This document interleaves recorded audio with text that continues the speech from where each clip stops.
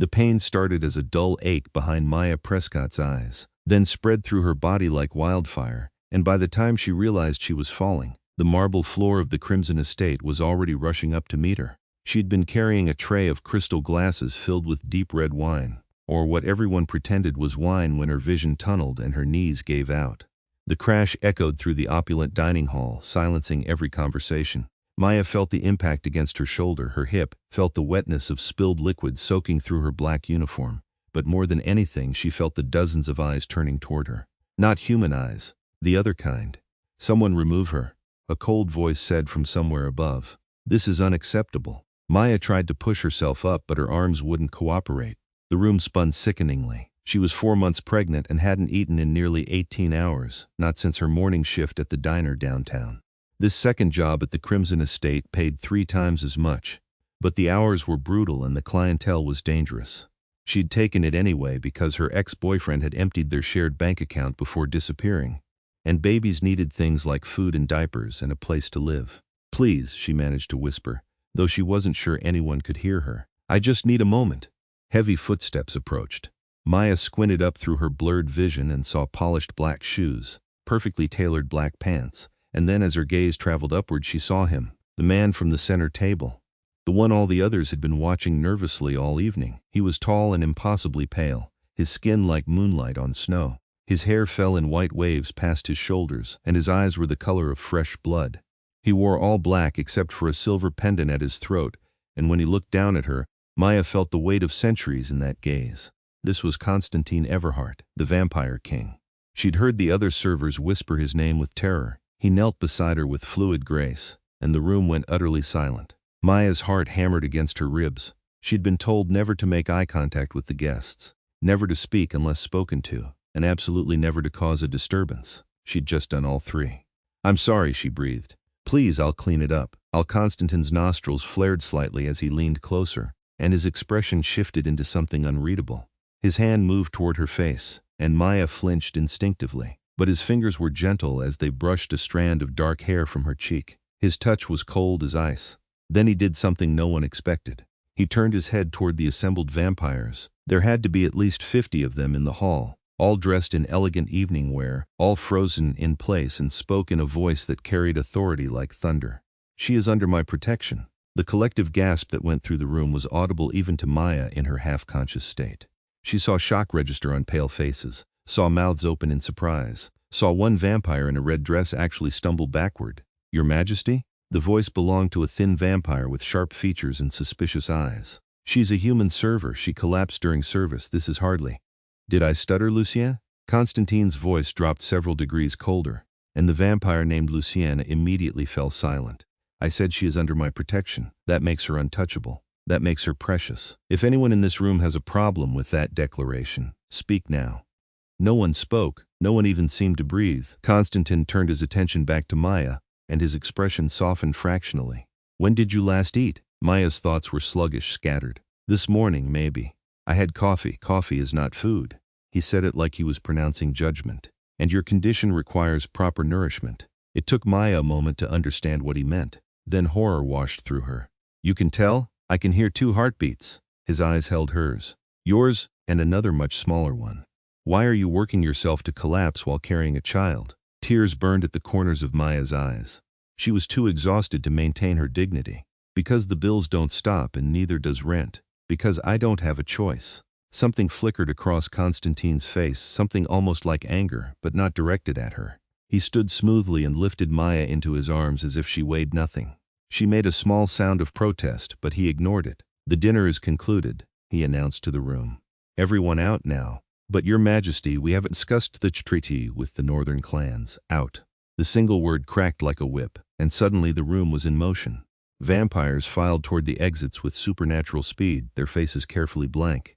Within 60 seconds, the massive dining hall was empty except for Konstantin, Maya, and a handful of human servers who stood frozen by the kitchen doors. "You as well," Konstantin told them, though his voice was gentler.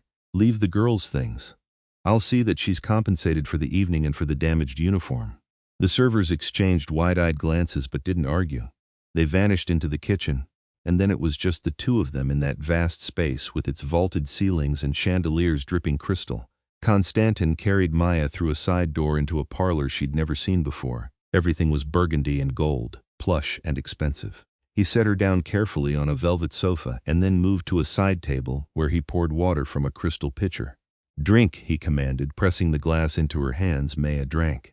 The water was cold and perfect, and she realized just how thirsty she was. She drained the entire glass. Konstantin watched her with those unsettling red eyes. "What is your name?" "Maya Prescott." "Maya." He said it slowly, like he was tasting the syllables. "How far along are you?" 4 months. "And the father?" Maya's laugh was bitter. "Gone. Took all our savings and disappeared when I told him I was pregnant. I haven't heard from him since." Konstantin's jaw tightened. "Then he's a fool." "He's a lot of things. Fool is probably the kindest." Maya set down the empty glass with shaking hands. "Look, I appreciate the water, but I should go. I need this job and I've already caused enough trouble. You need food, rest, and medical attention." Konstantin's tone left no room for argument. "In that order. I need to not get fired. You won't be fired." He pulled a phone from his pocket, an incongruous sight. This ancient vampire king with a modern smartphone, and typed something quickly. "I'm having food brought up from the kitchen. Real food. Not the theatrics we serve at these dinners. You'll eat, and then we'll discuss your situation." Maya stared at him. "Why are you helping me?" "Because you're pregnant, exhausted, and collapsed at my feet. What would you have me do? Step over you? Most of your kind would. Most of my kind are idiots." Konstantin sat in the chair across from her, moving with that eerie grace all vampires possessed. "I've lived for over 800 years, Maya Prescott. I've seen empires rise and fall. I've watched humanity evolve from mud and superstition into something remarkable. And in all that time, one truth has remained constant. The strong protect the vulnerable. That's not morality, that's simple logic. A society that abandons its weakest members is a society in decay." Maya didn't know what to say to that. This wasn't what she'd expected from the Vampire King.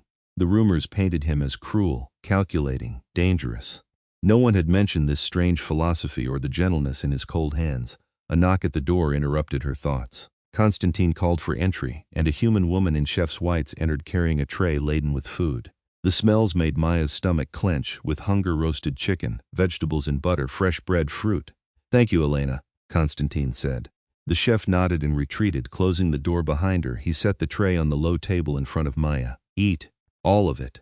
Maya didn't need to be told twice. She ate like she was starving, which she essentially was, and Konstantin watched her in silence. It should have been uncomfortable, being observed while she devoured chicken and bread, but somehow it wasn't. He seemed more concerned than judgmental. When she finally slowed down, he spoke again. "Tell me about your circumstances, all of it." So Maya did. Maybe it was exhaustion, or maybe it was the surreal nature of the situation. But she found herself explaining everything. How she'd been working 2 jobs even before the pregnancy. How her ex, Derek, had seemed supportive at first but panicked when the reality set in.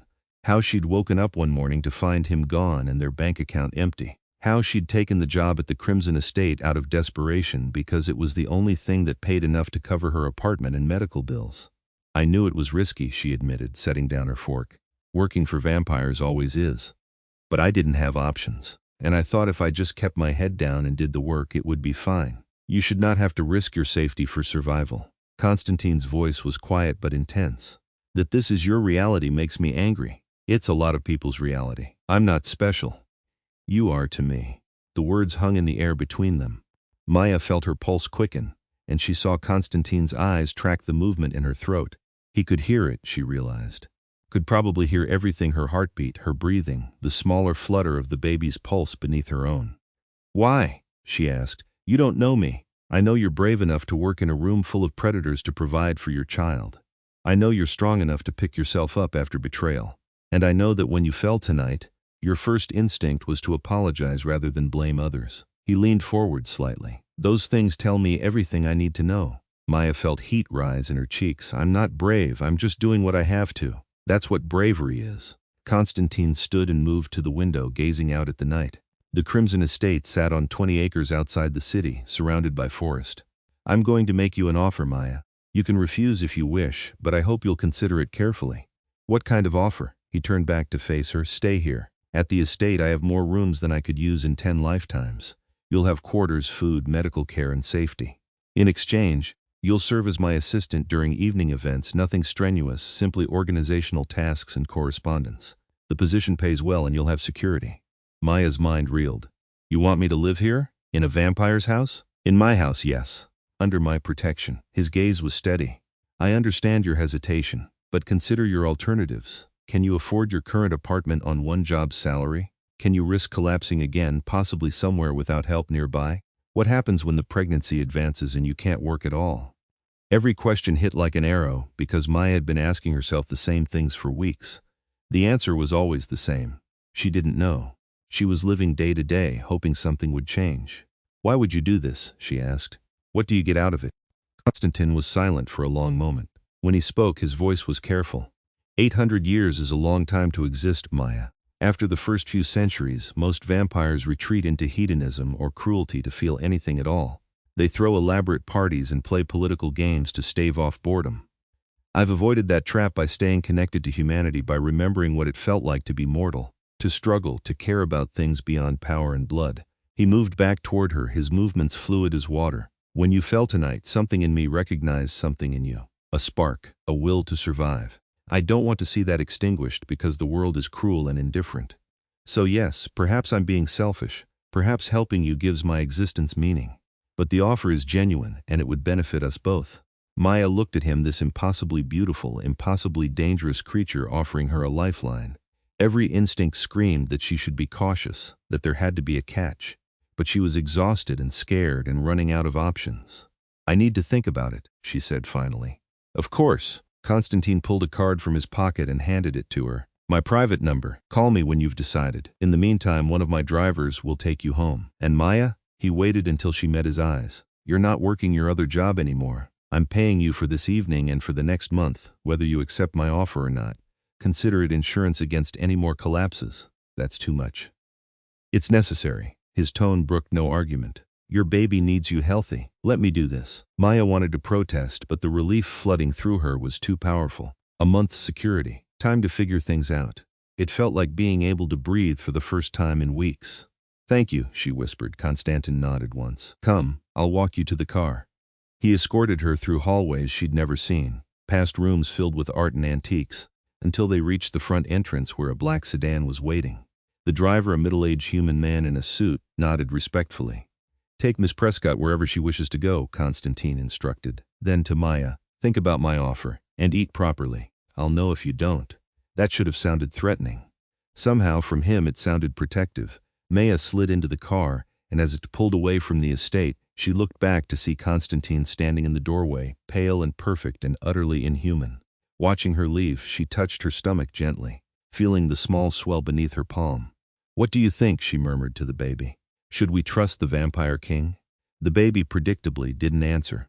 But as the car wound through the dark forest toward the city lights, Maya found herself thinking about those red eyes and that cold, gentle touch. About protection and safety and the desperate, terrifying hope that maybe, just maybe, things could get better. She still had the card in her hand. The expensive cardstock felt heavy, significant. She turned it over and over, watching streetlights flash across the embossed letters of his name. By the time the driver dropped her at her shabby apartment building, Maya had made her decision. She just needed one night's sleep to be sure she wasn't acting out of desperation alone. But when she woke the next morning and found an envelope had been slipped under her door, containing enough cash to cover her rent and bills for the month, along with a note in elegant script that read simply, "Everyone deserves to breathe Ke." Maya picked up her phone and dialed the number on the card. He answered on the first ring. Maya, I'll take the job, she said. When do I start? There was a pause, and then she heard something she hadn't expected. Warmth in his voice. Today, if you're able, I'll send a car to help you pack your things. That fast? I don't see the point in delay when the solution is clear. A pause. You won't regret this, Maya, I promise you that. I'm going to hold you to that promise. Good, I would expect nothing less. The car arrived 2 hours later, and by evening, Maya was moving her meager possessions into a suite of rooms at the Crimson Estate that was larger than her entire apartment. The bedroom had a 4-poster bed with curtains of deep blue silk. The sitting room had a fireplace and shelves lined with books. The bathroom was marble and gold with a tub big enough to swim in. It was too much. It was perfect. It was terrifying. Elena, the chef from the night before, appeared in the doorway with a warm smile. I've prepared dinner for you in the kitchen, unless you'd prefer to eat here? The kitchen is fine, Maya said quickly. She didn't want to be alone in all this luxury. It felt too much like a dream she'd wake from. Elena led her through the estate's corridors to a massive kitchen that managed to feel cozy despite its size. A plate of pasta with vegetables and chicken was waiting, along with a glass of milk. His Majesty was very specific about your meals, Elena said, moving to the counter to chop herbs. Lots of protein, plenty of vegetables, nothing that would upset a sensitive stomach. Are there foods you particularly like or dislike? This is more than enough, Maya said, sitting at the small table in the corner. Really? I don't want to be any trouble. Elena made a dismissive sound. Trouble? Darling, I've been cooking for vampires for 15 years. Do you know how boring it is to prepare elaborate meals that are purely decorative? Having someone to actually feed again is a joy. Maya took a bite of the pasta and nearly moaned. It was incredible. How did you end up working here? Similar story to yours, actually. I was in a bad situation, and His Majesty offered me a way out. Elena's expression grew fond. He's good at that. Finding people who need help and giving it without strings attached. Half the human staff has a story like that. So he does this often? Not this exactly. You're the first person he's publicly declared under his protection. That was. Elena seemed to search for words. Significant. In vampire culture, that kind of declaration is binding. It means he'll defend you against any threat, even from other vampires. Even from vampire royalty. Maya set down her fork, her appetite suddenly fading. I didn't know that. I didn't ask him to. He knows you didn't ask. That's why he did it. Elena smiled. Don't look so worried. In this house, being under his protection is the safest place you could possibly be. Over the next few days, Maya began to understand the truth of that statement. Life at the Crimson Estate fell into a rhythm that was surprisingly comfortable. She woke late. Konstantin insisted she needed rest and had breakfast brought to her rooms. In the afternoons, she worked on correspondence and organizational tasks from an office that overlooked the gardens. The work wasn't difficult, mostly managing invitations and scheduling for vampire events. Evenings were when things got interesting. That was when Konstantin was most active, and he'd taken to checking on Maya personally several times each night. At first, the visits were brief and formal. He'd inquire about her health, her comfort, whether she needed anything. But gradually they began to linger. One week after Maya moved in, Konstantin found her in the library curled up in an oversized chair with a book. She looked up as he entered, and something in his expression made her smile. Let me guess. You're here to make sure I ate dinner. Elena already confirmed that you did. He moved to the chair across from her. I'm here because I find your company pleasant. Maya felt a flutter in her chest that had nothing to do with the baby. That's very formal. I'm a very old vampire. Formal is my default. But there was amusement in his eyes. What are you reading? She showed him the cover, A History of European Castles. I figured if I'm living in one, I should know more about them. This isn't technically a castle. More of an estate built in the castle style. Konstantin tilted his head. Though I have owned several actual castles over the centuries. The one in Romania was my favorite. But it became too much of a tourist attraction. You lived in Romania, like Dracula, Romania? His laugh was unexpected and genuine. Dracula was a fiction based on a real man who had nothing to do with vampires. Bram Stoker took some liberties. But yes, I spent several centuries in Eastern Europe before relocating here in the 1920s. Maya found herself leaning forward, fascinated. What was it like? Watching all that history happen, and just like that they were talking.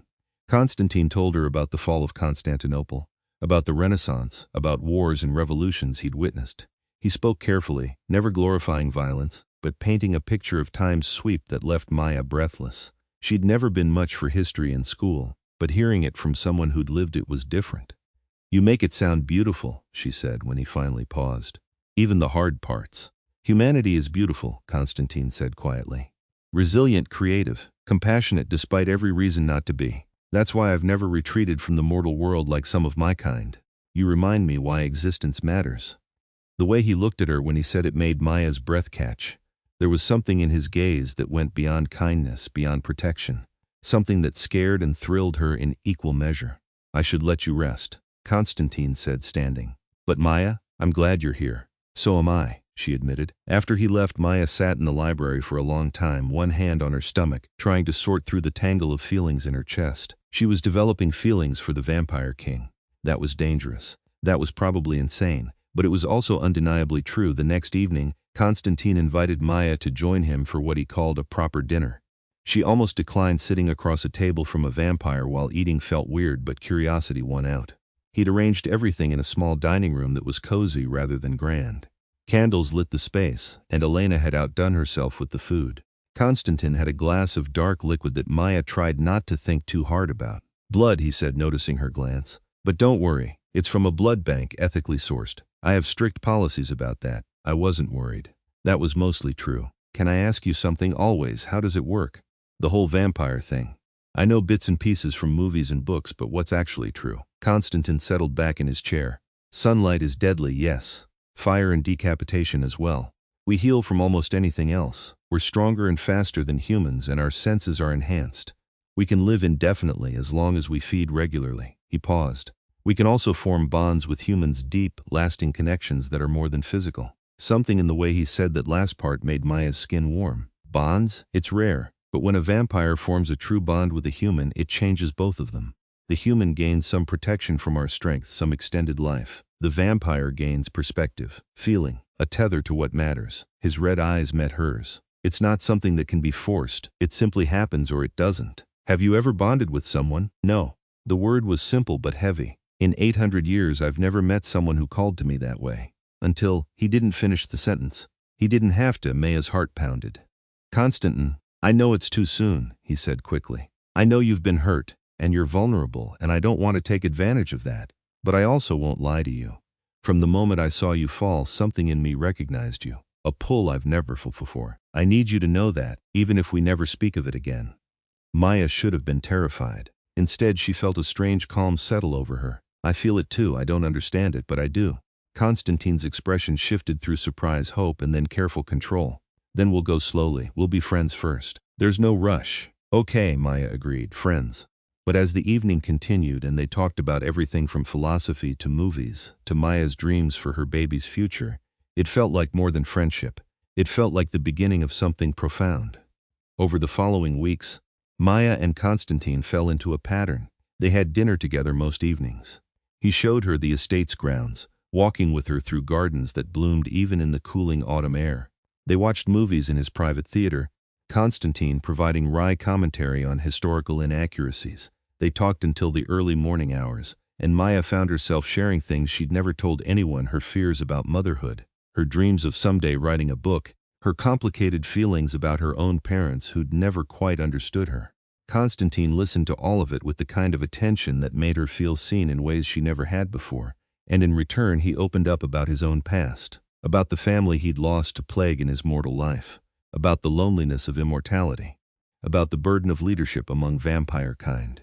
Most vampires are content to exist in shadows, he explained one night as they sat in the observatory watching stars through the glass ceiling. But I've always believed we could be more, that we could build something better than the old ways of hunting and hiding. The Crimson Estate is my attempt at that, a place where vampires and humans can coexist safely. Is that why you have human staff? Partly. But also because I genuinely enjoy human company. You age and die so quickly, but you live so intensely because of it. Every day matters to you in ways immortals forget. He looked at her. You've reminded me of that. Maya felt the baby kick, the first real movement she'd felt, and gasped. Without thinking, she grabbed Konstantin's hand and pressed it to her stomach. There! Did you feel that? It widened fractionally. Yes, that's incredible, right? Maya grinned. Incredible, he agreed softly. His hand stayed on her stomach, cool through the fabric of her dress, and for a moment they just sat there together in the starlight. Konstantin, Maya said quietly, I need you to know something. Whatever this is between us, it's real for me. Not just because you helped me, not because I'm grateful, but because of who you are. He turned to face her fully. Maya, I have lived for centuries and I have never wanted anything as much as I want to be worthy of you. You already are.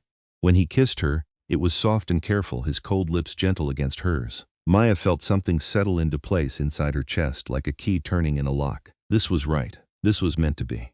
They pulled apart slowly and Konstantin rested his forehead against hers. I need to tell you something about the bond I mentioned before. Okay, I think it's forming between us. I can feel it. His voice was low, almost reverent. It means my life is becoming tied to yours. Your emotions affect me, your pain would hurt me, and eventually, if the bond fully forms, we'll be able to sense each other across distances. That sounds intense. It is, and it's permanent. He pulled back to look at her. I need you to be sure, Maya. Once this fully forms, I can't undo it. You'll be bound to a vampire king for as long as you live. Maya thought about it for exactly 3 seconds. I'm sure. Just like that? Just like that. She took his face in her hands, feeling the smooth coolness of his skin. I've spent months being terrified and alone and uncertain about everything. But this, us? This is the first thing that's felt absolutely certain since I saw that positive pregnancy test. So yes, I'm sure. Konstantin's smile was beautiful and fierce. Then I'm yours, Maya Prescott. For however long you'll have me. Forever sounds good, forever it is. The bond formed over the next few weeks like a song building toward crescendo. Maya began to sense Konstantin's presence even when he wasn't nearby. She could feel his concern when she was tired, his satisfaction when she was happy, and in turn, he seemed attuned to her every need before she voiced it. But their peace couldn't last forever. Vampire politics, as Maya was learning, were complicated and often brutal. The trouble started when a delegation from the northern clans arrived for negotiations. Maya was 6 months pregnant by then, visibly showing, and Konstantin had insisted she not work the event. But Maya was curious and more than a little stubborn, so she watched from the gallery above the main hall as the negotiations began.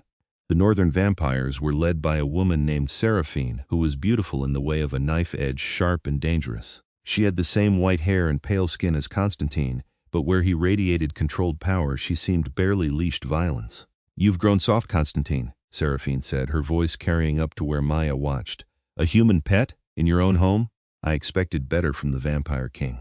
Maya saw Konstantin's posture shift slightly, becoming more dangerous. "How I run my household is not your concern. It is when you're setting an example for all vampire kind." Seraphine circled him slowly. "There are those who say you're losing your edge, that you care more for mortal lives than vampire superiority. Then those people are correct."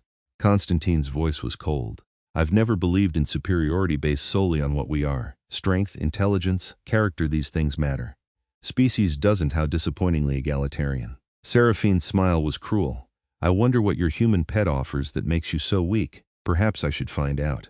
She moved with vampire speed, a blur heading not for Konstantin but up toward the gallery. Maya barely had time to gasp before Seraphine was in front of her, pale fingers wrapped around her throat. "Let's see what's so special," Seraphine hissed. Then Konstantin was there, moving faster than Maya's eyes could track. He tore Seraphine away and slammed her into the wall hard enough to crack marble. His hand was at her throat, and his eyes had gone completely red, no whites, no pupils, just blood-colored rage. "You touched what is mine," he said, each word dropping like stones into water. "That is a death sentence." "Konstantin," Maya called from where she'd stumbled. "Don't, please." He didn't look away from Seraphine. "She threatened you and our child." "I know, but killing her makes you what she says you are. It makes you the monster." Maya moved closer carefully. "You're better than that. We're better than that." The room was silent. Every vampire present watched to see what their king would do. Maya saw the moment Konstantin made his choice. The red faded from his eyes, back to normal crimson, and he released Seraphine. "You're banished from these lands," he told her. "You and your clan. If you return, I won't be so merciful." Seraphine rubbed her throat, shock evident on her face. Then she and her delegation vanished in a blur of motion, gone before Maya could blink. Konstantin turned to Maya immediately, his hands gentle as they checked her over. "Are you hurt?" "Did she?" "I'm fine. We're fine." Maya caught his hands. "You stopped because you asked me to." He pulled her into his arms, holding her carefully. "Because what we have matters more than pride or revenge." The other vampires in the hall began to whisper among themselves. But Konstantin ignored them. He lifted Maya into his arms and carried her out of the hall toward their private quarters. "You shouldn't have been there," he said. But there was no anger in it, just concern. "Probably not," Maya admitted. "But I'm glad I was. You needed to hear what I said." "I did." He set her down in their sitting room somewhere along the way. Her quarters had become their quarters, a shared space they both migrated to. "Maya, I need to explain something. That rage you saw, that red in my eyes, that's the bond. Your fear and pain affect me on a primal level. When she hurt you, I wanted to destroy her, but you didn't because you're making me better." He knelt in front of her, taking her hands. "Before you, I ruled through strength and fear. I was effective but cold now. Now I care about things beyond power, about justice, about mercy. You've changed me." Maya felt tears prick her eyes. "You've changed me too, made me feel safe for the first time in my life, made me believe in good things again. Then we're even." He kissed her softly. "Rest now. I need to deal with the political fallout of what just happened. Will it be bad? Probably." Konstantin's smile was wry. "But I've weathered worse. And this time, I have something worth fighting for." The political fallout was indeed significant. Over the next few weeks, various vampire factions reached out to test Konstantin's resolve. Some supported his decision to show mercy. Others saw it as weakness. But Konstantin held firm, and slowly a new kind of respect began to build. The Vampire King who valued life over pride. the leader who could be merciful without being weak. Maya watched it all from the safety of the estate, her pregnancy advancing. Konstantin was attentive to the point of being overprotective, but Maya found she didn't mind. After so long being alone, having someone care this much felt like a gift. One evening in her 8th month, Maya woke to find Konstantin sitting by the window of their bedroom, staring out at the night. "Can't sleep?" she asked, her voice drowsy. He turned to her with a soft smile. "I don't sleep, remember? Right, vampire." She pushed herself upright, which was getting harder as the baby grew. "What are you thinking about?" Konstantin moved to the bed and helped her settle against pillows. "About the future. About what comes next. That's ominous. Not ominous. Uncertain." He took her hand. "Maya, I need to know what you want. After the baby comes, after you've had time to recover, do you want to stay here? Or would you prefer your own home, your own life? I don't want you to feel trapped." Maya stared at him. "Are you seriously asking me that after everything?" "I'm asking because I love you," Konstantin said quietly. "And because love means giving people choices. Then I choose this." Maya squeezed his hand. "I choose you and this place and the life we're building. I choose all of it." Relief washed across his face. "You're certain?" "I've never been more certain of anything." She paused. "Except maybe one thing." "What's that?" "That you love me too," she smiled. "You just said it." Konstantin blinked, then laughed, real full laugh that transformed his face. "I did, didn't I? Well, it's true. I love you, Maya Prescott. More than I thought possible after all these centuries. I love you too.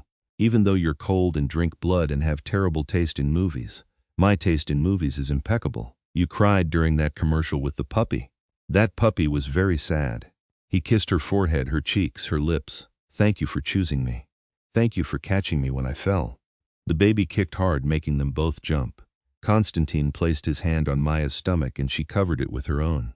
In that moment, everything felt perfect and possible. The baby, a girl they named Lily, was born on a cold December night with Elena and a team of doctors Konstantin had hired to attend.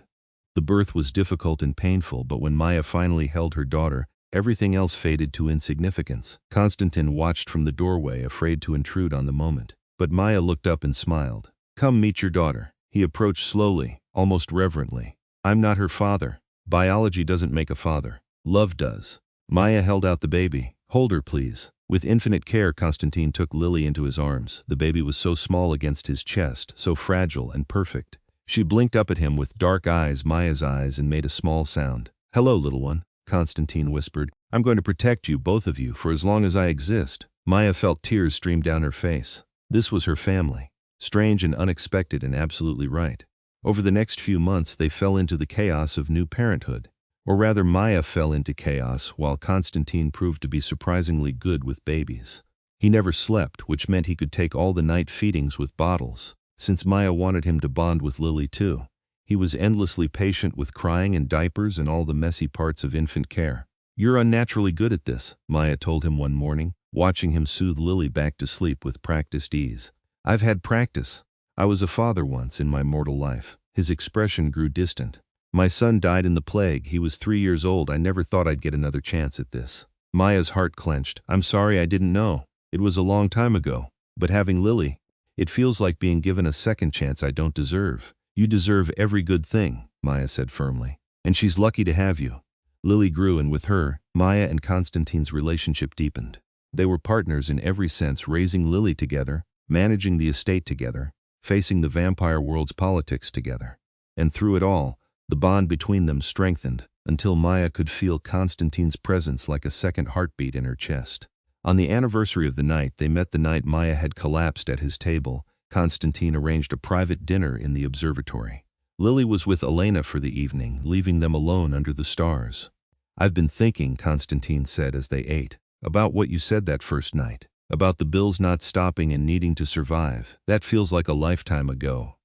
"It was only a year and a half." He set down his glass. "Maya, I want to give you something. The estate is legally in my name, but I've had papers drawn up. Half of it is yours now. If anything happens to me, nothing's going to happen to you. I'm immortal, not invincible." His tone was gentle. "I need to know you and Lily will be taken care of, so I'm giving you ownership of half the estate, access to half my accounts, and full legal custody of Lily. You don't need my protection to be safe. You have your own power now." Maya felt tears well up. "That's, Konstantin, that's too much. It's not nearly enough." He reached across the table to take her hand.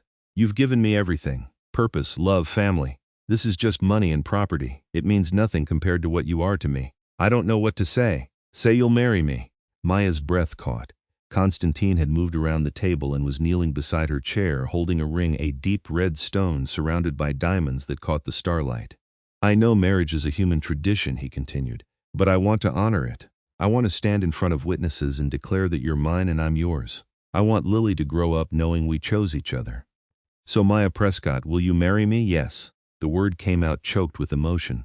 "Yes, absolutely yes." He slid the ring onto her finger and then he was kissing her, and Maya was crying and laughing at the same time. This impossible, beautiful thing was really happening. They married a month later in a ceremony that blended vampire and human traditions. The estate's gardens were transformed with flowers and lights. Maya wore a dress of deep blue that matched her eyes, and Konstantin wore traditional formal wear from several centuries past that somehow looked perfect on him. The guest list was small vampire allies who had proven themselves trustworthy, human staff who had become friends, and baby Lily, who slept through most of the ceremony in Elena's arms. When Konstantin spoke his vows, his voice carried across the garden with absolute conviction. "I, Konstantin Everhart, take you, Maya Prescott, as my wife and bondmate. I promise to protect you, honor you, and love you for all the days you walk this earth and beyond. You are my home, my heart, and my hope." Maya's vows were simpler but no less sincere. "I, Maya Prescott, take you, Konstantin Everhart, as my husband and bondmate. I promise to stand beside you, challenge you when you need it, and love you fiercely. You saved my life by catching me when I fell. Now I get to spend the rest of my life falling in love with you over and over again." When they kissed, the vampires cheered with the same enthusiasm as the humans, and Maya felt the bond between them solidify into something unbreakable. The celebration lasted into the early hours, and by the time everyone left, Maya was exhausted but blissfully happy. Konstantin carried her upstairs, their tradition now, and helped her out of the complicated dress. "How do you feel, Mrs. Everhart?" he asked, kissing her shoulder. "Like the luckiest person alive." Maya turned in his arms. "Though technically you're not alive, so maybe I'm just the luckiest person." Semantics, he smiled against her skin. "You're definitely the luckiest. You're stuck with me forever now." Forever sounds perfect. Life settled into a new rhythm after the wedding. Maya continued her work managing the estate's affairs, discovering she had a talent for diplomacy that even the vampires respected. Lily grew into a bright, curious toddler who seemed completely unbothered by being raised in a household of vampires and humans. She called Konstantin Papa and climbed on him like a jungle gym, and he bore it with the patience of centuries, but challenges still arose. When Lily was 3 years old, rumors began circulating in the vampire world about Konstantin's weakness, his human family, his refusal to expand his territory through violence, his progressive policies about coexistence. A faction led by an old vampire named Draven began making moves, building support for a challenge to Konstantin's rule. It came to a head one spring evening when Draven arrived at the estate with a dozen supporters, demanding an audience. Maya watched from the balcony as Konstantin met them in the main courtyard, his posture relaxed but ready. "You're losing control, Konstantin," Draven called out. "The old families are restless. They say you've forgotten what it means to be vampire." "No," Konstantin replied calmly. "I've remembered what it means to be a person. There's a difference. Vampires aren't people, we're predators, rulers. You've gone soft with your human wife and mortal pet child." Konstantin moved so fast he was a blur. One moment he was standing relaxed. The next, Draven was on the ground with Konstantin's hand wrapped around his throat.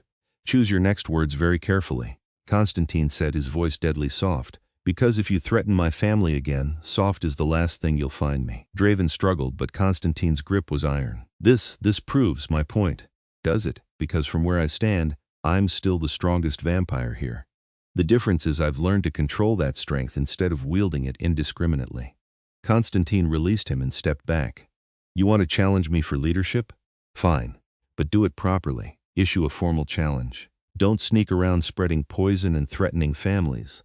Draven climbed to his feet, rubbing his throat. "You won't accept a formal challenge. You can't risk losing with so much to protect." "I accept." Konstantin's voice rang clear. "Name your terms." A murmur went through the assembled vampires. Formal challenges were rare and brutal fights to surrender or death, witnessed by the Vampire Council. "Traditional combat," Draven said after a moment. 1 week from tonight. Witnessed by the elders. Agreed. Konstantin didn't hesitate. "And when I win, you'll accept my rule without question. And when I win, your human family leaves vampire lands forever."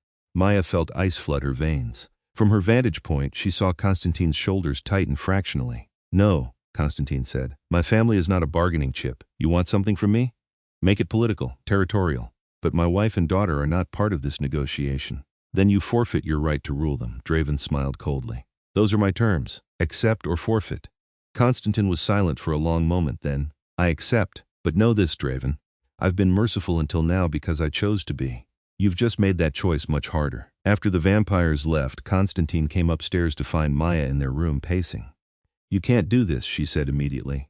It's too dangerous. I don't have a choice. Refusing would mean losing my authority anyway. He caught her hands, stilling her movement. Maya, look at me. I'm not going to lose. You don't know that. I do. His red eyes were calm, certain. I've been alive for 8 centuries. I've fought in wars, survived plagues, and outlasted countless enemies. Draven is strong, but he's arrogant. That's his weakness. And what's your weakness? Maya's voice broke. Me, Lily. He knows you'll be thinking about us, worrying about us, yes. Konstantin pulled her into his arms. You are my weakness, you're also my strength. Everything I do knowing I have you to come home to. That makes me more dangerous, not less. Maya wanted to argue, but she also knew vampire politics. Konstantin had to do this. Refusing would undermine everything he'd built. I hate this, she whispered against his chest. So do I. But in a week it will be over and we'll go back to our normal life. He tilted her chin up.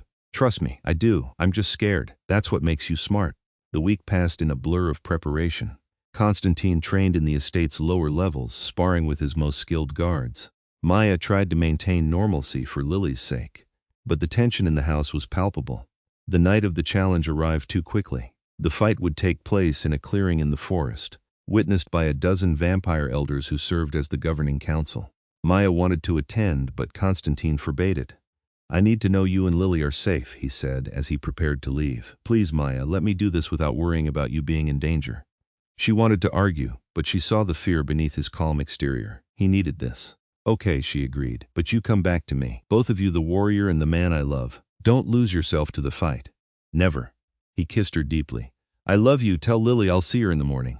Then he was gone and Maya was left to wait. The hours crawled past. Elena sat with her, bringing tea Maya didn't drink. Lily slept peacefully in her room, unaware of the danger. Maya felt the bond pulling at her chest, tight and anxious. Then suddenly pain, sharp and overwhelming, radiating through the bond. Maya gasped and doubled over. What is it? Elena asked, alarmed. He's hurt. Maya could barely breathe through the sensation. Something's wrong. She could feel Konstantin's pain, his anger, his fear not for himself but for them. The bond had grown so strong that his emotions flooded through her like a tide. Then, just as suddenly, the pain cut off. The bond went quiet. Maya's heart stopped. No. The front door opened. Maya ran from the sitting room to the foyer and found Konstantin standing there, covered in blood, his clothes torn but alive. Alive, she threw herself at him, and he caught her despite his obvious exhaustion. It's over, he said. It's done. What happened? I felt you. Draven was stronger than I anticipated. He got in a good strike. Konstantin touched his side where his shirt was torn and bloody. But I was better. He yielded. He's alive? Yes, I showed mercy again. Konstantin's smile was tired but genuine. Because that's who I am now, who you've helped me become. Maya pulled back to look at him properly. The blood was already drying. The wound beneath healing rapidly. The elders accepted it. They had no choice. I won fairly, and when I could have killed him, I offered alliance instead. Half of them think I'm a fool. The other half think I might actually be wise. He kissed her forehead. Either way, it's over. Our life is ours again. They stood there in the foyer, holding each other, until Elena appeared with medical supplies despite Konstantin's protests that he didn't need them. Then Maya led him upstairs, helped him clean up, and they checked on Lily together, still sleeping peacefully. Her small hand curled under her cheek. This is what I fought for, Konstantin whispered, watching their daughter sleep. This peace, this family, this love. You have it, Maya promised, always. Life after the challenge was quieter. Konstantin's victory and subsequent mercy had earned him a new kind of respect in the vampire world. The progressive factions grew stronger, and slowly, the old ways of violence and domination began to shift toward something more civilized. Maya continued her work as Konstantin's partner in all things, raising Lily and managing the estate. They hosted gatherings that brought together vampires and humans in genuine cooperation, building bridges that had never existed before. Lily grew into a remarkable child, brave, curious, and completely unfazed by the supernatural world around her. She asked questions about everything, and Konstantin answered them with the patience of centuries, teaching her about vampire history and human nature in equal measure. On quiet evenings, the three of them would sit in the observatory, watching stars and telling stories. Lily would fall asleep in Konstantin's arms, and Maya would lean against his shoulder, feeling the bond between them humming contentedly. "Do you ever regret it?" Maya asked one such night. "Taking in a pregnant waitress who collapsed at your feet?" Konstantin looked at her with those ancient red eyes, and in them Maya saw nothing but love. "Every day," he said solemnly. Maya's heart clenched before she saw the amusement in his expression. "Every day I regret that I didn't find you sooner," he continued. "That I wasted 800 years not knowing you, but regret taking you in, loving you, building this life with you?" He shook his head. "Never, not for a single moment." "Good answer. I'm 800 years old. I've learned a thing or two about romance." Maya laughed and kissed him, careful not to wake Lily. "Tell me something. That first night when you declared me under your protection, did you know? Did you feel the bond even then?" "I felt something," Konstantin admitted. "A pull. A recognition. I didn't understand it yet, but I knew I couldn't let anything happen to you. That protecting you was suddenly the most important thing in my existence." His arm tightened around her. "Best instinct I ever followed. Even better than the one that made you become a vampire? I didn't choose to become a vampire. I was dying of plague, and another vampire offered me a choice, death or transformation. I chose survival." He looked down at Lily. "But this, choosing you, choosing this family, that was the first time in 8 centuries I chose to truly live rather than just survive." Maya felt tears prick her eyes. "You're going to make me cry. Then I'm doing it right." He kissed the top of her head. "Thank you, Maya." "For what?" "For falling at my table that night. For trusting me. For loving me despite what I am. For giving me a reason to be better." His voice was soft, full of emotion that few vampires ever showed. "For everything. Thank you for catching me." They sat in comfortable silence, watching stars wheel overhead while their daughter slept between them. The estate was quiet around them, peaceful and safe. In the distance, Maya could hear Elena humming in the kitchen, preparing tomorrow's meals. Somewhere in the lower levels, the vampire guards were changing shifts. The world continued its eternal dance of light and shadow, mortal and immortal, danger and safety. But here in this moment there was only love. Years passed.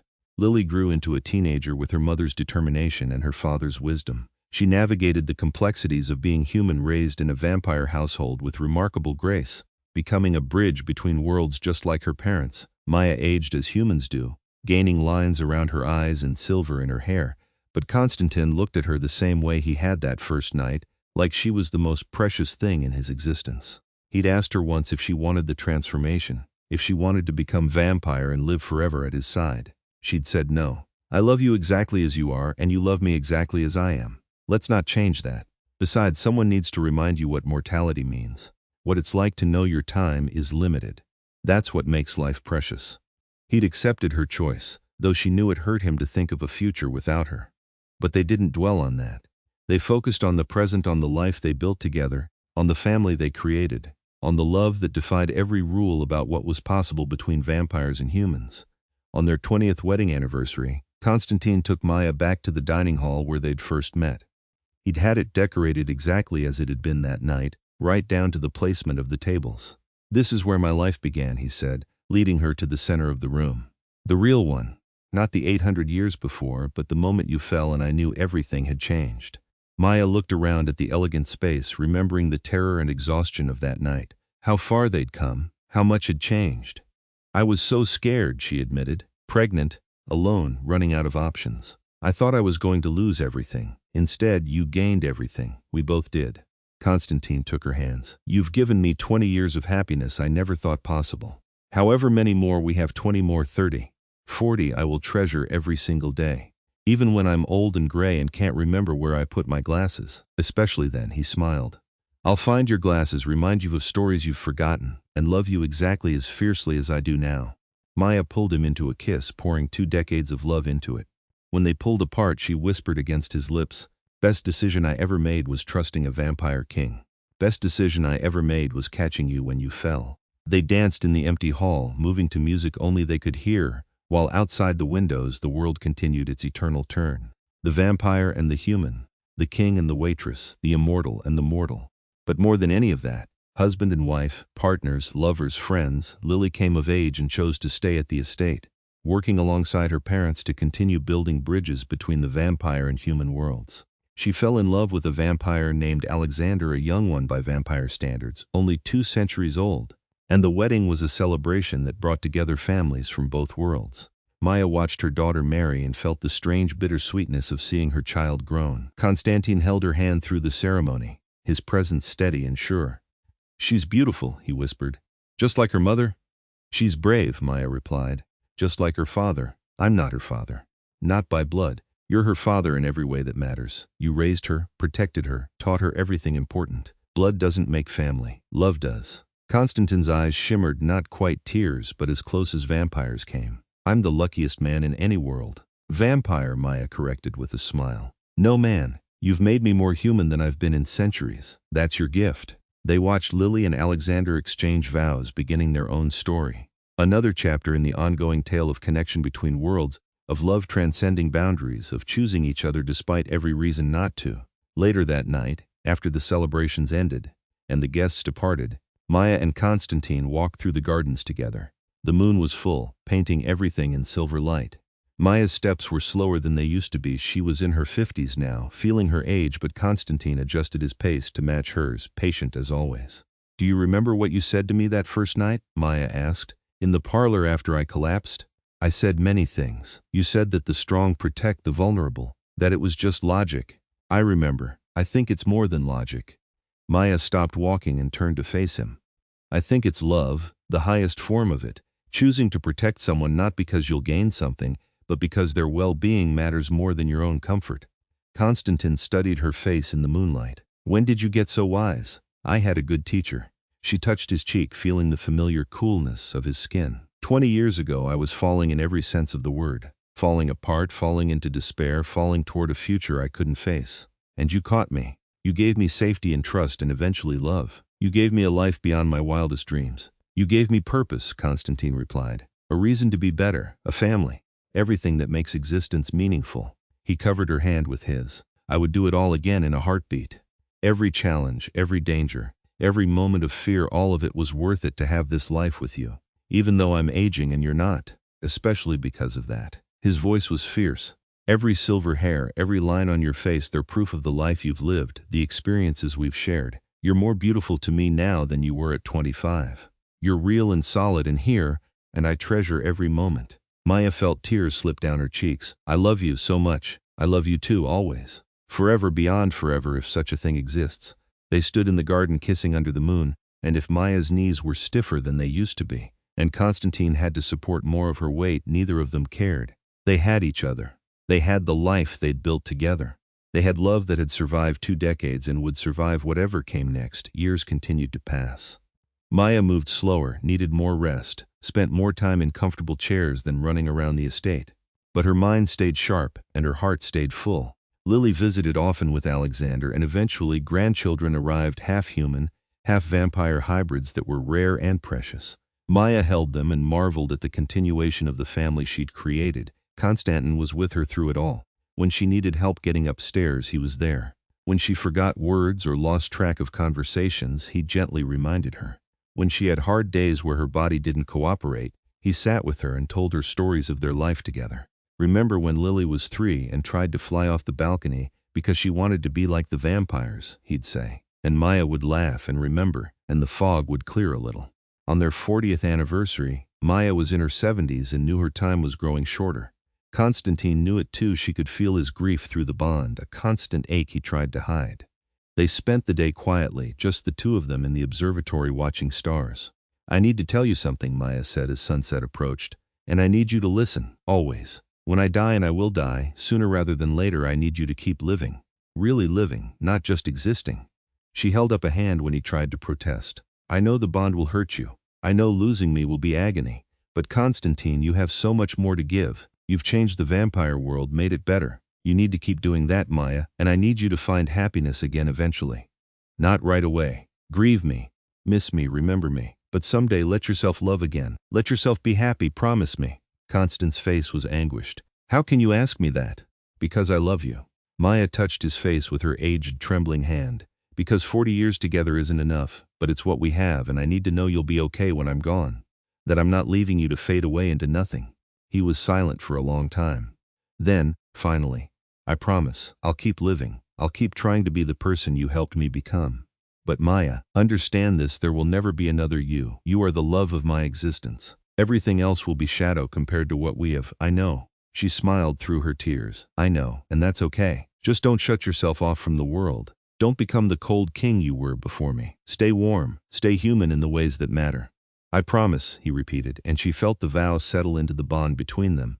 Unbreakable. Maya lived another 5 years, growing frailer but never losing her spirit. Konstantin was with her constantly, and the whole estate seemed to hold its breath, knowing what was coming. When the end came, it was peaceful. Maya was in bed, surrounded by family Lily and Alexander, the grandchildren, Elena, and of course Konstantin. The bond between them was so strong that he knew before she did when her heart was giving out. I love you, she whispered, her hand in his. Forever, forever, Konstantin echoed, his voice breaking. I'll carry you with me for the rest of existence. Good. Maya smiled one last time. Catch me. And she let go. The bond didn't break, it couldn't. Not something forged so strongly, but it transformed. Where once there had been Maya's warm presence, now there was memory. Love crystallized into something eternal, unchanging. Konstantin felt her pass through the connection they shared. Felt the moment her spirit moved beyond where he could follow. The grief was crushing. For the first time in 800 years, Konstantin wept true tears, salt water on his vampire face. He held Maya's body and cried while their daughter cried with him, while the family they'd built surrounded them in shared mourning. But through the grief, Konstantin felt something else, gratitude. He'd been given 45 years with the most remarkable woman he'd ever known. She'd changed him, saved him, loved him beyond all reason, and she'd made him promise to keep living, to keep being better, so he would. The funeral was attended by hundreds of vampires and humans who'd been touched by Maya's life and her vision of what the two worlds could be together. They laid her to rest in the estate's garden under an oak tree she'd loved, and Konstantin stood at the grave for 3 days straight, keeping vigil. On the 4th day, Lily came to him. Mama would be angry if she knew you were out here starving yourself. I'm not hungry. You're never hungry for food. Lily took his hand. Come inside, Papa. Let us take care of you. So he went and let himself be cared for, and slowly, very slowly learned to live in a world without Maya's physical presence.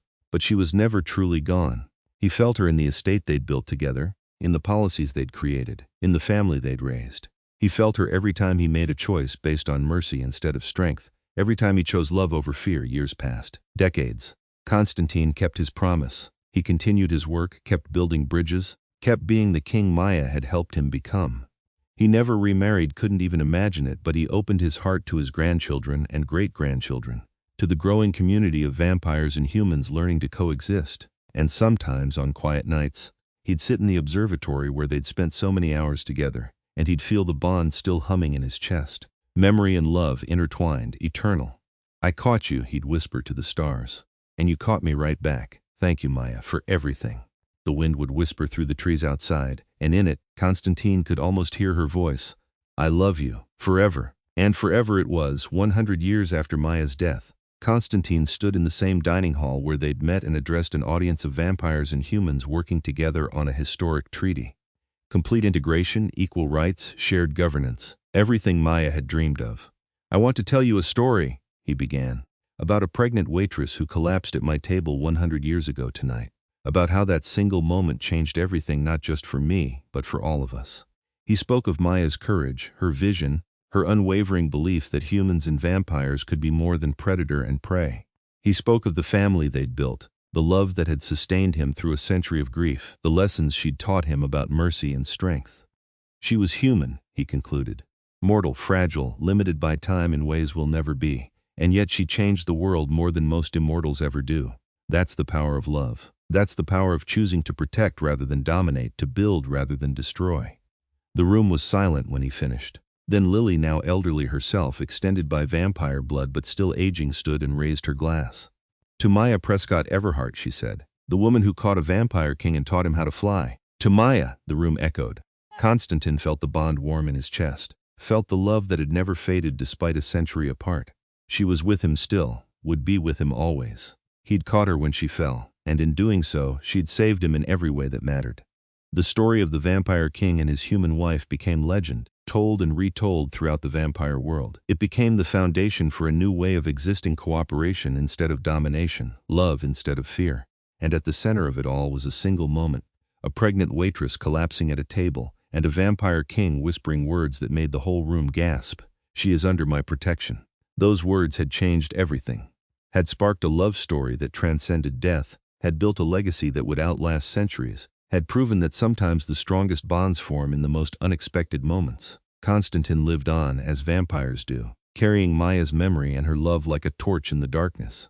He never forgot her, never stopped feeling grateful for the 45 years they'd shared, never stopped being the person she'd helped him become. And on quiet nights, when the estate was sleeping and the stars were bright, he'd sit in their favorite spot and speak to her across the veil of death. "Thank you for falling," he'd say. "Thank you for trusting me. Thank you for loving me. Thank you for making me more than I was." The wind would answer, warm and gentle, carrying the scent of the garden she'd loved, and Konstantin would smile, knowing that love, true love, the kind that changes everything, never really ends. It just transforms into something eternal.